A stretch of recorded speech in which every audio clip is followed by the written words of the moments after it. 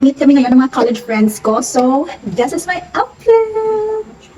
First stop, hindi talaga mawawala yung pa-crop top natin. And I got this for 3 for 100 lang sa ukay-ukay.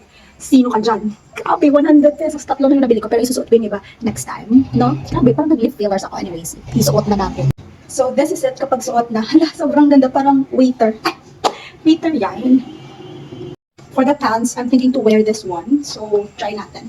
Ah, lumalabas. Ayan. Sobrang ganda.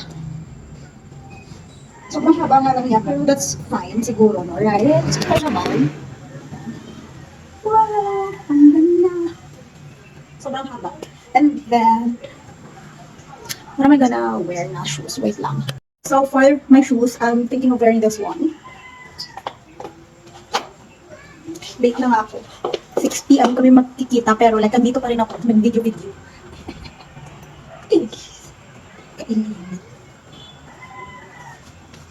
Ayan siya. Kaya ba kapag ganyan, or like mag-shoes ba ako ng aking tennis? Hindi ko mag-shoes ako.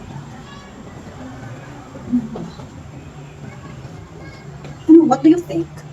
Is it okay? And wait. For the bag, ito yung gagamitin ko, yung pang-pansang bag. Parang sinubok na pala. Okay na siguro to, yung black na ganito. Or should I change to? Bala. Anyways, I'm gonna wear this one. I hope that it's okay. I think it's okay naman siguro. For me lang siya. Or, wait, palitan kong pants ko. Napapangitan talaga ako. Ayoko na. Gusto ko lang ito. Parang mas bagay ito. Right? Yan, mas bagay. Ayan, much better. And the shoes ito. Ayan. Di ba? Much better siya. Or should I wear? Okay na to.